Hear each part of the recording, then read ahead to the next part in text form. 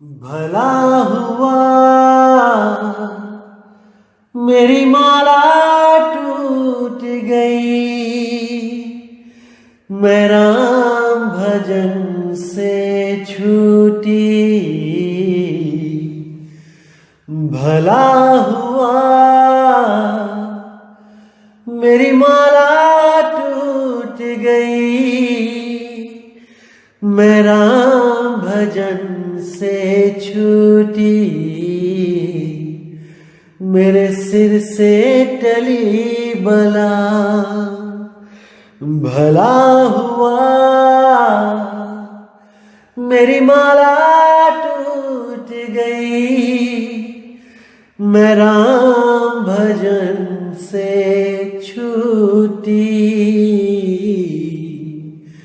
मैं राम भजन से छूटी। मेरे प्यारे दोस्तों, आज जो मैं आपको ज्ञान की बात बताने आया हूं वो ये है कि हम कैसे अपने स्वरूप को भूल गए हैं और कैसे हम अपने स्वरूप को प्राप्त करेंगे। क्योंकि आपने देखा है, जैसे एक कांच का महल होता है, जैसे कांच है, आपके घर में ही कांच लगा लो कि आपकी मोटरसाइकिल का जो कांच है या फिर आपके खिड़कियों पे जो कांच है जिसमें शक्ल दिखाई देती है, आप देखोगे कि उसमें हमेशा ही कोई ना कोई पक्षी आके चोंच मारता रहता है। आप नोट करना, जिसने नहीं देखा है वो एक बार कांच लगा के देखना, किसी अपने घर के आसपास कोई रखना ऐसे छत पे कांच जहां पर कुछ पक्षी हों, दाना डाल के देखना उस कांच के आगे। तो वो पक्षी क्या करेंगे, वो दाना तो खाने आएंगे, लेकिन जैसे ही वो अपने स्वरूप को देखेंगे उस कांच में, वो उसमें चोंच मारना शुरू कर देंगे। या फिर कोई बड़ा सा कांच का टुकड़ा हो तो किसी कुत्ते को लेके जाना उसके पास, अपने ही कुत्ते को, और वही कुत्ता उस कांच में देखकर भौंकना शुरू कर देगा। और आपकी लाख कोशिशों के बाद भी आप कितना ही समझा लेना उसको, वो मानेगा नहीं और वो भौंकता ही जाएगा। हार के आपको उस कांच को ही हटाना पड़ेगा, तब वो शांत होगा। दोस्तों, यही स्थिति हमारी सुरती की है। हमारी सुरती जो इस शरीर में आ गई है, अब लाख समझाने पर भी वो ये मानने को तैयार नहीं है कि ये शरीर मैं नहीं हूं। हम इसी शरीर को स्वयं का स्वरूप मान के बैठ गए हैं। यही दिक्कत है, बहुत बड़ी दिक्कत है कि हम सुबह से लेके शाम तक केवल इस शरीर की सेवा करने में लगे हैं। सेवा कौन कर रहा है? वही सुरती, वही चेतन धारा।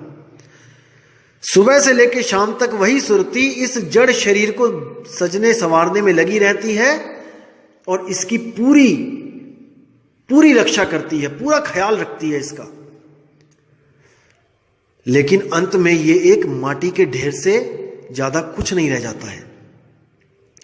और जो अनमोल चीज होती है उसके बारे में वो कभी सोचती ही नहीं है।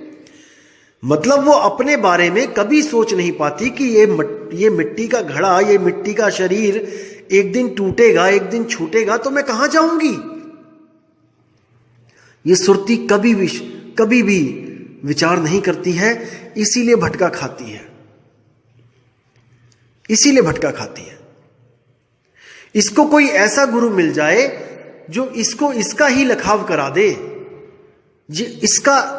इसको ही ज्ञान करा दे, तो इसका भवबंधन हमेशा के लिए छूट सकता है। आपको एक स्टोरी सुनाता हूं छोटी सी। कई बंदे सोचते हैं कि अरे ऐसे कैसे हो सकता है, मैं खुद को ही प्राप्त करके कैसे मैं मुक्त हो जाऊंगा, मैं तो भगवान को प्राप्त करना चाहता हूं, मैं तो परमात्मा को प्राप्त करना चाहता हूं। कई लोगों के मन में ये शंका रहती है कि हम खुद को ढूंढने थोड़ी नहीं आए हैं इस दुनिया में, हम तो भगवान को ढूंढने आए हैं। दोस्तों, ढूंढा उसे जाता है जो खो गया होता है। भगवान खो नहीं गया, भगवान कोई बच्चा नहीं है जो वो खो गया अब उसको ढूंढोगे आप। खो आप गए हो इस मेले में, ढूंढना आपको है, खुद को, अपने आप को ढूंढना है। आपको मैं एक स्टोरी सुनाता हूं, आपको समझ में आएगा। एक बार एक आदमी होता है, बहुत पैसा कमाता है, उसको गुरु ऐसा मिला होता है कि वो उसको कहता है कि जिंदगी में पैसा ही गुरु है और कुछ नहीं। बहुत पैसा कमाता है, बेअंत पैसा कमाता है। एक दिन क्या होता है, उसको एक साधु मिलता है। वो उसको कहता है कि भाई तूने इतना पैसा कमाया है तो क्या करेगा, ये सब तो यहीं छूट जाएगा, तेरे हाथ पल्ले तो कुछ भी नहीं रहेगा, तूने तो अपनी जिंदगी बर्बाद कर ली। तो वो साधु को क्या कहता है, अरे जा यहां से, क्यों दिमाग खराब कर रहा है, तूने तो कुछ कमाया नहीं है और मैंने कमाया तो तू मुझसे जलता है, चल निकल यहां से, भाग यहां से। तो वो साधु को भगा देता है। दोस्तों, उसका ही एक बहुत अच्छा दोस्त होता है, बहुत करोड़पति दोस्त होता है। उसी दिन वो मर जाता है शाम को। अब जब वो मर जाता है तो उसके शमशान में जब वो जाता है उसकी लाश के साथ, तो उसको बड़ी चिंता होती है कि देखो इतना अरबपति खरबपति बंदा मेरा दोस्त सारा पैसा यहीं छोड़ गया। अरे भाई, यानी कि मैं मरूंगा मेरा पैसा भी यहीं छूट जाएगा। यानी वो साधु सही बोल रहा था कि तूने तो जिंदगी बर्बाद कर ली इतना पैसा कमा के, तूने वो काम तो किया नहीं जो तूने करना था, भजन भक्ति, भगवान को ढूंढा नहीं तूने, पैसे को ढूंढता रहा। अब उसको पूरी रात नींद नहीं आती है। कहता है क्या किया जाए यार, कहां किस चक्कर में पड़ गया, मुझे कैसा गुरु मिल गया जिसने मुझे केवल पैसा कमाने का ज्ञान दिया और मैं पैसा कमाता रहा। अब मुझे अपने लिए कुछ करना पड़ेगा, भगवान को प्राप्त करने के लिए अब मुझे कहीं जाना पड़ेगा, किसी संत की शरण में। सुबह उठते ही वो जाता है और जंगल की तरफ निकल जाता है। जंगल में जाते जाते एक साधु का आश्रम मिलता है उसको। तो वो साधु के आश्रम में जाता है और साधु से कहता है, महाराज मुझ पे दया करो। साधु बहुत ही जर्जर अवस्था में होता है, बहुत बूढ़ा हो चुका होता है और उसको साधु को लगता है कि अब 1-1.5 हफ्ते ही मेरी कहानी खत्म हो जाएगी, 1-1.5 हफ्ते में। तो वो उस आदमी से पूछता है, हाँ बेटा तुम्हें क्या चाहिए? तो वो कहता है, साधु महाराज मुझे भगवान चाहिए, मुझे भगवान चाहिए, मैं बहुत दुखी हूं, मुझे वो भगवान चाहिए, मैं ढूंढ रहा हूं उसको। तो साधु सोचता है कि 1-1.5 हफ्ते की कहानी है मेरी, मैं इससे सेवा भी करवाऊंगा, झाड़ू पोछा लगवाऊंगा, लकड़ियां कटवाऊंगा, तो 1-1.5 हफ्ते में मैं चला जाऊंगा, ये फिर भटक जाएगा बेचारा, कहां जाएगा। चलो इसको मैं सारा ज्ञान अभी दे देता हूं, अभी समझा देता हूं इसको कि क्या दिक्कत है, कहां पे प्रॉब्लम है, तूने क्या करना है। तो वो उसको बैठाता है पास में और उसको सार बताने लग जाता है कि बेटा मेरी बात ध्यान से सुन, जिसको तू ढूंढ रहा है वो तू खुद ही है। बेटा जिसको तू ढूंढ रहा है वो तू ही है। इतनी बात सुनते ही वो आदमी उठता है और साधु को 10 गालियां देता हुआ आगे बढ़ जाता है कि अरे जा, क्या बात करता है, मैं भगवान को ढूंढ रहा हूं कि मैं खुद को ढूंढ रहा हूं? खुद तो मैं हूं ही, मैं तो रोज शक्ल देखता हूं अपनी शीशे में, मैं कौन सा खो गया हूं? अरे तुझे कुछ नहीं पता, तू साधु के नाम पे ढोंगी है। ऐसी गालियां देके आगे बढ़ जाता है और वो साधु बेचारा हैरान परेशान कि अरे ये क्या हो गया। तो वो आगे बढ़ता है, आगे जाता रहता है। 10-15 किलोमीटर चलने पर उसको एक साधु की और कुटिया दिखाई देती है। तो वो उस साधु के पास बैठता है, कहता है महाराज मैं बहुत दुखी हूं। तो महाराज कहते हैं क्यों भाई, क्या दुख हो गया आपको, क्यों दुखी हो? तो वो कहता है महाराज मैं भगवान की खोज में हूं, मुझे परमात्मा चाहिए। तो साधु कहता है बेटा वो तो ठीक है, लेकिन क्या कभी आप किसी और संत की शरण में गए हो, कभी किसी और से आपने ज्ञान लिया है? तो वो कहता है किसी संत की शरण में किसी से ज्ञान तो नहीं लिया, लेकिन एक ये 10-15 किलोमीटर दूर यहां से एक कुटिया है बाबा की, पता नहीं कैसा मूर्ख बाबा था, मैं उसके पास गया, मैंने कहा कि मुझे परमात्मा चाहिए, परमात्मा को ढूंढ रहा हूं। तो वो कहता है कि तू खुद ही है जिसको तू ढूंढना चाहता है, जिसको तू पाना चाहता है। कैसा मूर्ख बाबा था। अब इतनी बात सुन के साधु हैरान परेशान कि अरे वो तो मेरा गुरु भाई है, जो ज्ञान मैं दूंगा वही ज्ञान वो देगा, और अगर उसके ज्ञान को इसने इतनी गालियां दी तो जो मैं बताऊंगा मुझे भी गालियां देगा। अब क्या किया जाए, क्योंकि ज्ञान दोनों का एक है। तो वो उसको क्या कहता है कि हाँ बेटा, परमात्मा तुझे मिलेगा, जरूर मिलेगा, लेकिन तुझे सेवा करनी पड़ेगी यहां पे आश्रम में। तो वो कहता है महाराज मैं सेवा करने को तैयार हूं, सारी उम्र सेवा कर लूंगा, मुझे परमात्मा चाहिए, मैं जिंदगी बर्बाद नहीं करना चाहता अपनी। वो कहता है ठीक है भाई, वहां पे 10 घोड़ियां 10 भैंसे हैं, उनका गोबर उठाना पड़ेगा आपको। कहता है ठीक है कोई बात नहीं। अब लग जाता है बेचारा सुबह शाम गोबर ढोने में, ढो ढो के गोबर बुरा हाल, लेकिन परमात्मा चाहिए भाई, इसलिए सब कुछ मंजूर है।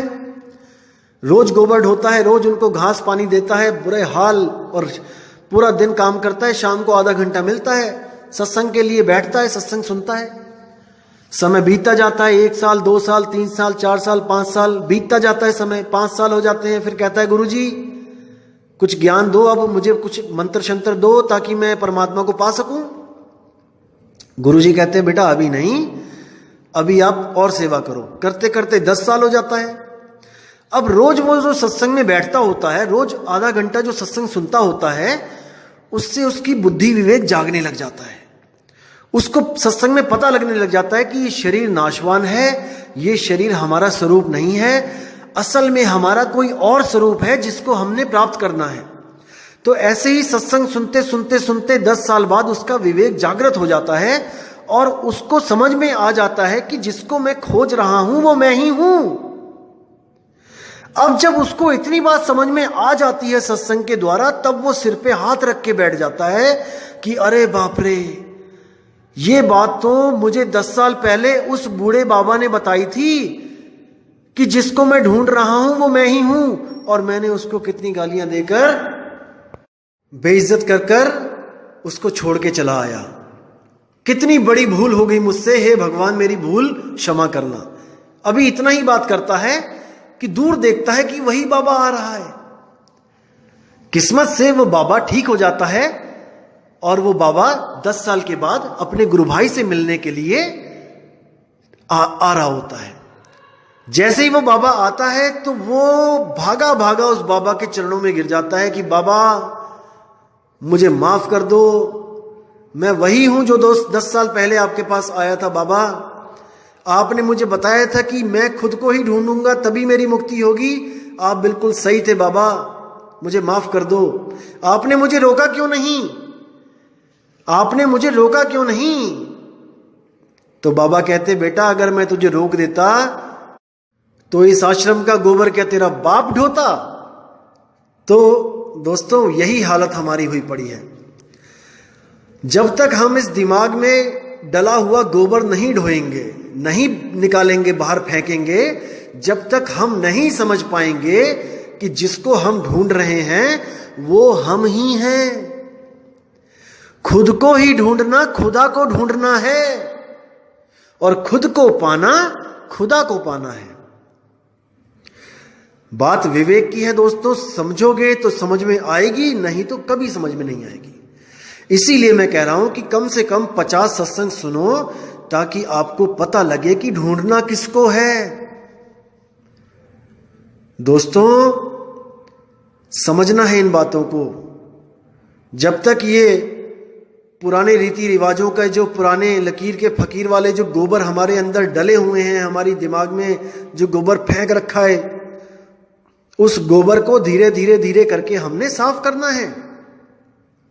और जिस दिन ये गोबर साफ होने लग जाएगा उस दिन आपको स्वयं से अंदर से ज्ञान आने लग जाएगा कि आत्मा को प्राप्त करना ही परमात्मा की प्राप्ति है। जब तक ना चीन होगे आत्म तब तक ना मिली है परमात्म। आत्मा को प्राप्त करने पर जो अवस्था प्राप्त होती है, उसको प्राप्त करने पर परमात्मा को प्राप्त करने की जरूरत नहीं रह जाती है। अगर आप वापस उसी आत्म स्वरूप में चले जाते हो जो इस सृष्टि बनने से पहले था, तो आप स्वयं परमात्मा रूप हो जाते हो। आपको किसी अलग से किसी परमात्मा की जरूरत नहीं पड़ती है। आप भी उसी ऊंचाइयों तक पहुंच जाते हो जहां पर वो परमात्मा है। ये ऊंचाइयां एक संकेत है कोई सेंटीमीटर लेके ना नापने लग जाए इन ऊंचाइयों को। ऐसे ऐसे स्वयंभू आत्मज्ञानी भी बने हुए हैं जो शब्दों को पकड़कर आगे बातें बनाकर भ्रमित कर देते हैं लोगों को। तो दोस्तों, जिसको आप खोज रहे हो वो आप ही हो। दोस्तों, लेकिन एक चीज और आपको मैं बताना चाहूंगा। जैसे कई भाइयों के मेल आती हैं, पूछते हैं कि क्या जो आप बता रहे हो वो अहम ब्रह्मस्मि लेवल का ज्ञान है? क्या अहम ब्रह्मस्मि और जो आपका जो ज्ञान है, मूल ज्ञान, क्या ये एक ही है? बिल्कुल नहीं दोस्तों, मैं आपको क्लियर करना चाहूंगा कि ये एक क्यों नहीं है। क्योंकि सवाल बहुत अच्छा है। वहां पर भी ये भाव है कि मैं ही ब्रह्म हूं, यानी मैं ही करता धरता हूं, और यहां पे ये भाव है कि मैं एक आत्मा हूं। इन दोनों में फर्क क्या है, मैं आपको बताना चाहूंगा कि कहां पर गलती हो जाती है। आपको मैं ये जरूर बताना चाहूंगा। दोस्तों, जैसे मैंने आपको पहले सत्संग में बताया था कि 3 अवस्थाएं होती हैं। चीज एक ही होती है और 3 अवस्थाएं होती हैं, जीव, शिव और पीव। आपने इन तीनों को अच्छी तरह समझ लेना है तो आपका सारा कंफ्यूजन दूर हो जाएगा। दोस्तों, जीव अवस्था वो होती है जिस अवस्था में अभी हम हैं। धर्म कोई भी हो, इट डजंट मैटर। जात कोई भी हो, इट डजंट मैटर। दोस्तों, भाषा कोई भी हो, इट डजंट मैटर। हम जिस अवस्था में अभी जी रहे हैं, जो हम सारे कर्म कर रहे हैं इस दुनिया में रह के, वो एक जीव अवस्था है। जीव अवस्था का मतलब समझो कि आप एक भिखारी का रोल अदा कर रहे हो इस दुनिया में। यानी कि आप हर चीज के लिए किसी ना किसी के बंधन में हो, किसी ना किसी पर निर्भर हो। आप अपनी मर्जी से अपनी किस्मत नहीं बदल सकते कि आप चाहो कि आप गरीब हो और आप सोचो कि आज मैं अमीर बन जाऊं, तो नहीं। ये आपकी जो किस्मत में लिखा है, जो आपने कर्म किए हैं उसके हिसाब से जो किस्मत बनाई गई है, वो सब मैटर करती है। आपकी अगली जिंदगी कैसी आपकी होगी इस बारे में आप कभी भी ये नहीं कह सकते कि मैं स्वयं अपनी किस्मत लिख रहा हूं। हालांकि लिखते आप ही हो, क्योंकि जो आप कर्म कर रहे हो उसी के आधार पे किस्मत बनाई जाती है। लेकिन जो आपने कर्म किए हैं उसके आधार पे जो आपकी किस्मत दुखदाई भी आती है, तो उसको चेंज नहीं कर सकते हो, क्योंकि वो कर्म आपने ही किए हैं और भुगतने भी आपको ही पड़ेंगे। आप उसको बदल नहीं सकते हो, क्योंकि आप वो लिख चुके हो, वो कर्म कर चुके हो, और कर्मों के आधार पे आपको फल मिलेगा। जैसे आपने आम के पेड़ बो तो दिए, तो अब आपको सेब नहीं मिलेगा, या आपने बबूल के पेड़ बो दिए, तो आपको अब इमली नहीं मिलेगी। कहने का मतलब कि जो आप कर्म करोगे आपको वही भुगतना पड़ेगा। अब इस लेवल में हम इसको भिखारी मान के चलते हैं कि एक जीव एक भिखारी की तरह है, अमर है, मरेगा नहीं, लेकिन दुखी है। हर जीव आज दुखी है, जिसको बाबा नानक भी कहते हैं कि नानक दुखिया सब संसार, सुखी सोई जो नाम आधार। यानी कि हर दुनिया में हर इंसान दुखी है, चाहे कोई भी कंट्री क्यों ना हो, किसी भी देश का प्राणी क्यों ना हो, हर बंदे का कोई ना कोई दुख उसके साथ लगा है। और सुखी सोई जो नाम आधार, नाम यानी कि जो अपने सत्य स्वरूप को पा जाता है वही सुखी है। तो इसको बाद में खोलेंगे इस वाणी को, पहले मैं इस बात पे आ जाता हूं कि मैं क्या बताना चाहता हूं आपको, कि जैसे हम सब अभी जीव अवस्था में हैं, हम सब एक भिखारी की तरह है यहाँ पे, जो दुनिया में जिंदगी काट रहे हैं जस्ट। तो जब हमें कोई अधूरा गुरु मिलता है जो ब्रह्म तक की साधना करवाता है, वो हमें क्या बोलता है कि आप ही ब्रह्म हो।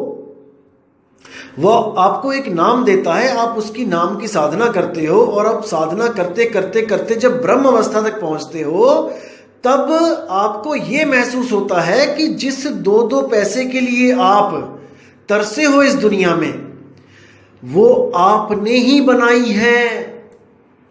समझो इसको। आपको ब्रह्म तक पहुंच गए ऐसा लगता है कि आप ही ब्रह्म हो। उस अवस्था तक पहुंच के लगता है कि मैं ही ब्रह्म हूं और मैं ही इस दुनिया का राजा हूं, मालिक हूं।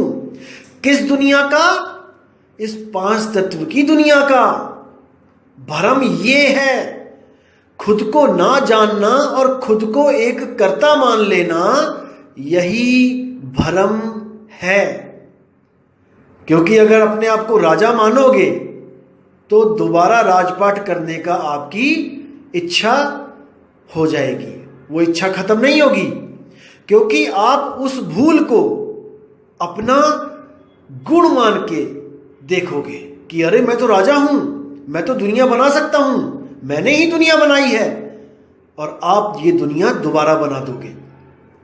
दुनिया का मतलब क्या है दोस्तों?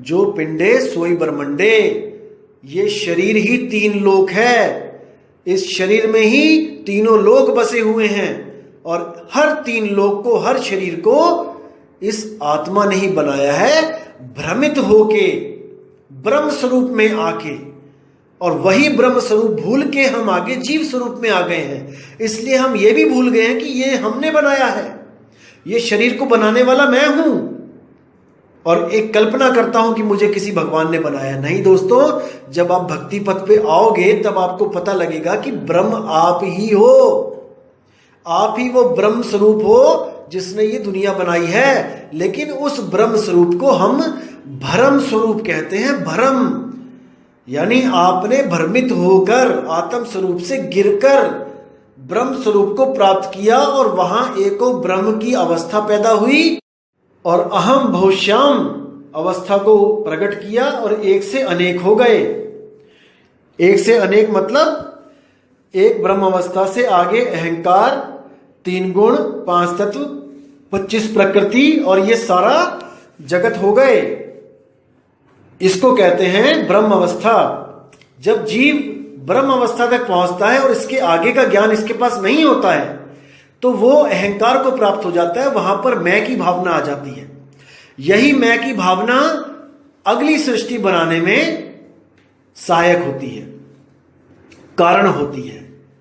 इस मैं को खत्म करना है दोस्तों। इस मैं को तभी खत्म कर पाओगे जब आपको दुनिया बनाना एक महान काम ना लग के एक भूल लगने लग जाए, गलती लगने लग जाए, तब आप अपनी गलती को सुधारोगे, ना कि आप वहां पर अहंकारी हो जाओगे कि मैं ही सब कुछ हूं।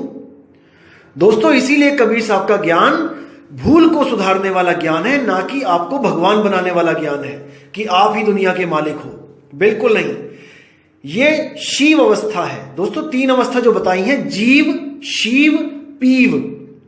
ये जीव से आप शिव अवस्था में पहुंच जाते हो, जहां पर आपको यह महसूस होता है, आप इस भ्रम में रहते हो कि मैं ही शिव हूं, मैं ही इस दुनिया का कर्ता धर्ता हूं, मैं ही अलग हूं, मैं ही शून्य हूं, मैं ही निराकार परमात्मा हूं। इसको समझो मेरे भाई।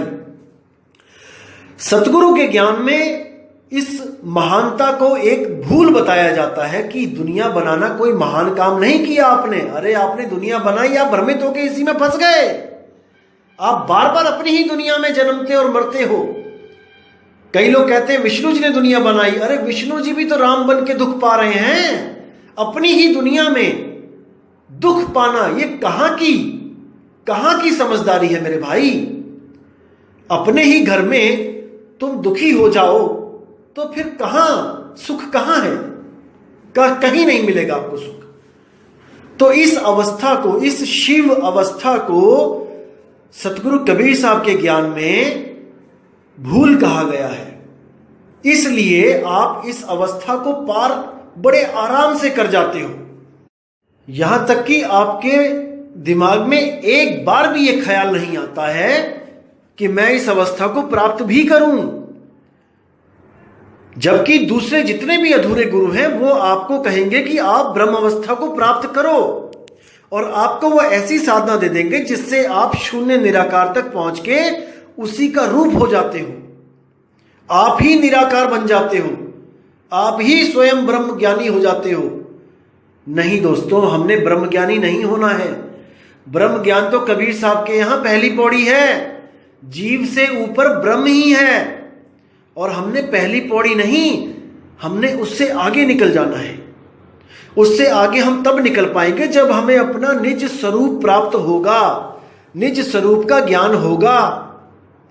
कबीर साहब के मार्ग में आपको पार ब्रह्म का ज्ञान दिया जाता है कि आप ब्रह्म से भी पार हो। ब्रह्म तो आपकी एक भूल अवस्था है, जिस अवस्था में आपने इस शरीर को जन्म दे दिया है, सृष्टि बना दी है। तो इसको दोस्तों समझो। कबीर साहब की जो ज्ञान की विधि है वो क्या है? तू करता तू भया, मुझ में रहाना हूं। ये जो हूं है यही अहंकार है, यही ब्रह्म अवस्था है। ब्रह्म ज्ञान में कभी भी तू नहीं होता है, वहां पर मैं ही मैं होता है। और कबीर ज्ञान में आपको आपका स्वरूप बता दिया जाता है जो अहंकार से भी परे है। जो अहंकार से भी परे है तो अहंकार आने का वहां मतलब ही नहीं होता है, क्योंकि आप जिसकी साधना कर रहे हो उसके गुणों में अहंकार है ही नहीं। इसको समझो। जो अहंकार पैदा हुआ वो खत्म करना है। वो कैसे खत्म होगा? जब आप सहज हो जाओगे, क्योंकि सहज गुण ही अहंकार को खत्म करने का एकमात्र रास्ता है। और वो ऐसे खत्म नहीं होगा कि आपको कोई कहने लग जाए कि दिन रात सहज रहो, सहज रहो, सहज रहो। सहज सहज करने से सहजता नहीं मिल सकती, जैसे राम राम करने से राम नहीं मिल सकता। भाई सहजता आत्म चिंतन में स्वयं आती है, स्वयं से वो गुण प्रकट होता है। जब आप आत्म चिंतन करने लगते हो, जब आप अपने आप को जानने लग जाते हो, अपने निज स्वरूप को प्राप्त करने लग जाते हो, तो जो नकली स्वरूप अहंकार की वजह से पैदा हुआ है आप उसको त्यागने लग जाते हो। जब वो स्वरूप ही नहीं होगा तो आप दोबारा प्रकट ही नहीं करोगे। जब आपको अपनी भूल पता लग जाएगी कि कैसे मुझसे भूल हुई है दोस्तों, फिर आप उस भूल को अपनी महानता नहीं सोचोगे कि मैं ही ब्रह्म हूं और एक ही ब्रह्म से ये सारी सृष्टि बनी है और वो मैंने ही बनाई है। यही अहंकार भाव दोबारा दुनिया पैदा करने का मूल कारण है। तो दोस्तों, कबीर साहिब के मूल ज्ञान में यही है कि आपकी भूल सुधर जाए। जो आप बार बार गलतियां करते हो वो गलती आपकी सुधर जाए, तो आपको स्वतः ही सहज अवस्था प्राप्त हो जाएगी और आपका जो चंचल मन है ये सुरती को दोबारा भटका नहीं पाएगा, क्योंकि इसका अंत हो जाता है। केवल सुरती की वजह से, उस चेतन धारा की वजह से ये मन गतिमान है, ये तन गतिशील है। कई लोग ऐसे भी मिलेंगे आपको जो आपको भ्रमित करेंगे कि आपका जो शरीर है वो मरता इसलिए है क्योंकि उसमें से सूक्ष्म शरीर निकल जाते हैं और वही सूक्ष्म शरीर महाचेतन शरीर है। दोस्तों बिल्कुल गलत। अरे उस सूक्ष्म शरीर को भी चलाने वाली वो आत्मा है, वो चेतन धारा है जो स्थूल शरीर को भी चलाती है, सूक्ष्म को भी चलाती है, कारण महाकारण केवल हंस को भी चलाती है। उसको नहीं जान पाने के कारण जीव एक शरीर से दूसरे शरीर में भटकता है। लेकिन अगर सतगुरु मिल जाए तो आपको इसी शरीर में उस आत्म शक्ति का, उस चेतन धारा का अनुभव भी होगा और जहां से वो बिछड़ी है उस जगह का पता भी चलेगा और उसमें उसका मिलान भी होगा। तो साहिब कहते हैं, सुरत समाये शब्द में और वाको काल न खाए। वो शब्द स्वरूप जो घट घट में व्यापक है, उस शब्द को जब ये सुरती प्राप्त करती है तो इसकी भटकना हमेशा के लिए खत्म हो जाती है। तो ब्रह्म ज्ञान से ये ज्ञान बिल्कुल भिन्न है। यहां पर आपको पहले ही बता दिया जाता है कि आप ब्रह्म से न्यारे हो और आपने ब्रह्म को पैदा किया है, ना कि ब्रह्म ने आपको पैदा किया है। ब्रह्म यानी शून्य, यानी निराकार। जब तक आप ये मान के चलोगे कि आप ब्रह्म से पैदा हुए हो दोस्तों, तब तक आप आत्मा को कभी प्राप्त कर ही नहीं सकते। कुछ स्वयंभू ज्ञानी, आत्मज्ञानी आपको भ्रमित करने की कोशिश करेंगे कि आप शून्य से पैदा हुए हो, और आप एक अखंड नियम के अंतर्गत पैदा होते रहते हो। दोस्तों, अगर हम ब्रह्म से पैदा हुए हैं तो फिर तो हमारा पिता ब्रह्म हुआ है और हम अपने पिता को प्राप्त करके मुक्त हो सकते हैं। लेकिन ब्रह्म को प्राप्त करने के बाद भी, शून्य को प्राप्त करने के बाद भी हम मुक्त नहीं हो पा रहे हैं। इसका मतलब गलती हो रही है हमसे कहीं। क्योंकि अगर हमें कोई जेल में पकड़ के ले जाए तो हमारी मुक्ति इसमें नहीं कि हम जेल में मर जाएं। हमारी मुक्ति इसमें है कि हम जेल बनने से पहले जहां थे हम वहां पहुंच जाएं, अपने परिवार में पहुंच जाएं, अपने पिता के पास पहुंच जाएं, तो हम मुक्त हो गए। तो ये नकली स्वयंभू आत्मज्ञानी आपको हमेशा यही घोषित करेंगे कि आप शून्य से पैदा हुए हो और आप ही तत्व हो, वो महाचेतन तत्व आप ही हो। दोस्तों, आप तत्व नहीं हो, आप नितत्व हो। आप मन नहीं हो, आप सूक्ष्म शरीर नहीं हो, आप स्थूल शरीर नहीं हो। जब तक आप ये नहीं समझ लोगे, जब तक आप मुक्त हो ही नहीं सकते। अरे अगर आप ही मर जाओगे तो मुक्त कौन हुआ? मरने को मुक्ति नहीं कहा जाता है। अज्ञान को छोड़ने को, तत्वों को गिराने को मुक्ति कहा जाता है। जैसे आपके ऊपर किसी ने बेड़ियां ही बेड़ियां डाल दी तो आप बंधन में हो। अब आप मुक्ति चाहते हो तो इसका मतलब यह नहीं कि आप खुद को गोली मार लो और मर जाओ। दोस्तों, आप वो बेड़ियां उतार दो तो आप मुक्त हो। और वो बेड़ियां क्या है? वो है शून्य। शून्य से ही सारे तत्व प्रकट होते हैं और आपने उन तत्वों को धारण कर लिया है। यानी कि आप शून्य से भी पहले थे, तभी तो आपने धारण किया है। अगर शून्य आपसे पहले होता तो आप किसको धारण करते? आप तो स्वयं शून्य से बने हो। फिर तो अगर ध्यान देना दोस्तों, अगर आप शून्य के बाद बने हो तो शून्य से तो केवल शून्य ही बन सकता है। समझो इसको, शून्य से केवल शून्य ही बन सकता है। मतलब शून्य से ये तत्व बन सकते हैं। तत्व भी शून्य ही है। आप कोई भी तत्व उठा के देख लो, वो शून्य ही है। शून्य का मतलब निर्जीव, उसमें कोई जान नहीं है।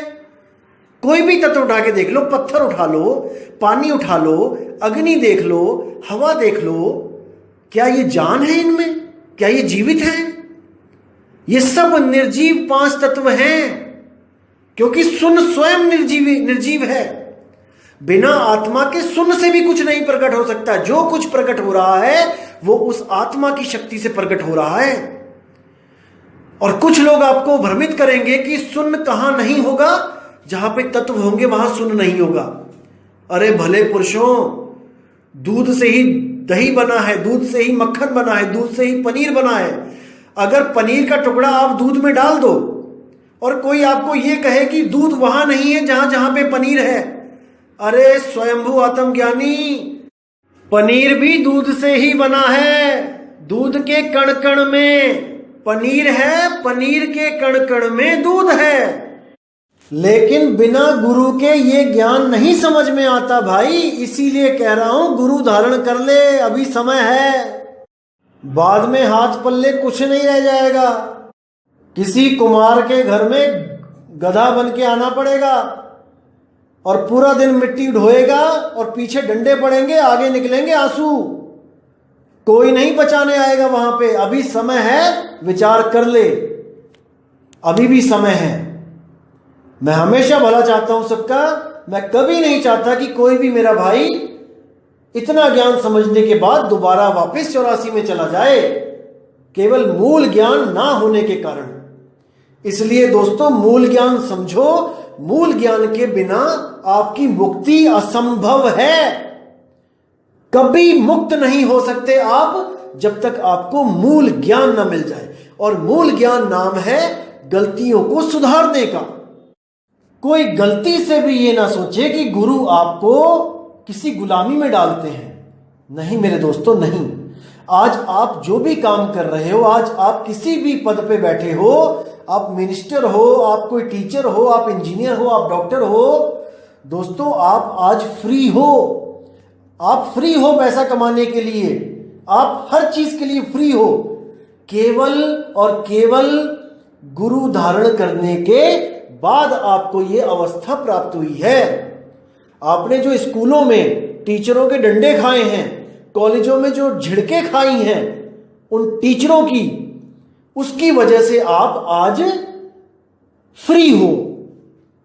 अगर आप ये सोच लेते कि हम तो स्कूलों में हमको गुलाम बनाया जाता है टीचरों का, हमें 6-6, 8-8 घंटे तक गुलामी में रहना पड़ता है। दोस्तों ये बातें कोई मूर्ख ही करता है जो स्कूलों से बंक मार के फिल्में देखने को आजादी बोलता है। दोस्तों उस समय तो बहुत अच्छा लगता है स्कूल से बंक मार के आजाद होने का, गुलामी को एक्सेप्ट ना करने का, लेकिन ये बाद में पता लगता है जब इस दुनियादारी में उसको स्टैंड करना पड़ता है, उसको कोई नौकरी नहीं मिलती है, 5वीं पास ही रह जाता है, गलत कामों में पड़ जाता है और उसको कोई पूछता भी नहीं है, तब उसको बेचारे को दिहाड़ी करके अपना पेट पालना पड़ता है। और जो लोग उस गुलामी को एक्सेप्ट करते हैं वो हमेशा के लिए आजाद हो जाते हैं। जैसे एक आदमी था जो जंजीरों को काटने का स्पेशलिस्ट था और उसको पता लगता है कि किसी जेल में कुछ बेकसूर लोगों को डाला गया है और उनको जंजीरों में बांध दिया गया है। तो उसको दया आ जाती है और वो क्या करता है, वो एक छोटा सा क्राइम करता है जिसकी सजा होती है 10-15 दिन जेल में जाने की, और वो केवल उसी के लिए, उन्हीं लोगों को आजाद करने के लिए वो कर्म करता है। ये केवल मैं आपको स्टोरी समझा रहा हूं समझने के लिए। तो वो क्या करता है, वो उस जेल में जाता है और वहां पर जो खाने के चम्मच मिलते हैं उन चम्मचों को ही वो एक ऐसा आकार दे देता है कि वो एक आरी के रूप में हो जाते हैं और वो उन लोगों को भी ये सिखाने लग जाता है कि चम्मच से कैसे आरी बनाई जाती है जिससे वो बंधन काट सके। तो जो लोग तो उनकी बात को समझते हैं वो उनको अपना गुरु मान के वो कला सीखने लग जाते हैं, और जो लोग अपने अहंकार में होते हैं कि अरे वो भी तो देखो जेल में सजा काटने आया है, वो भी तो अज्ञानी है, वो भी तो हमारी तरह कैदी है, तो वो उसको गुरु स्वीकार नहीं करते हैं। तो दोस्तों जिनको तो वो कला सिखा देता है वो सब अपनी अपनी बेड़ियां काटने लग जाते हैं और एक दिन बेड़ियां काट के उस जेल से हमेशा के लिए फुर हो जाते हैं। और जो बेचारे नहीं गुरु धारण करते हैं वो वहीं पर सजा काट के एक दिन फांसी पे चढ़ जाते हैं। तो गुरु वहां पे जेल में जा रहा है आपको गुलाम बनाने के लिए नहीं, गुलाम तो आप ऑलरेडी ही हो, वो और क्या गुलाम बनाएगा गुलामों को, वो आपको मुक्त कराने के लिए आता है। वो आपको जो विधि बताता है उससे आप मुक्त हो सकते हो। इसी तरह कबीर साहब जो पंथ चलाते हैं, जो गुरुगम चलाते हैं, वो केवल आपको बंधनों से मुक्त करने के लिए चलाते हैं, ना कि आपको गुलाम बनाने के लिए। लेकिन हां, गुरु की सेवा बहुत अनिवार्य है क्योंकि पल पल पे गुरु आपका मार्गदर्शन करते रहते हैं, आपको गलत जगह गलत संगत से हमेशा दूर रखने के लिए सत्संग रूपी वर्षा करते रहते हैं। इसलिए बहुत जरूरी है कि गुरु की आज्ञा में रहें, गुरु की शरण में रहें, क्योंकि केवल बीज बोने से फसल प्राप्त नहीं होती मेरे भाई।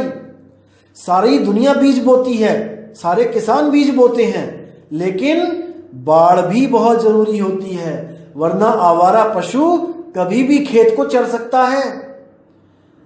तो जहां पे बाढ़ लगी होती है, कांटों वाली तारें लगी होती हैं मजबूत, वो फसल साफ बच जाती है, और जहां पे बाढ़ नहीं होती है वो फसल पशुओं द्वारा चर ली जाती है।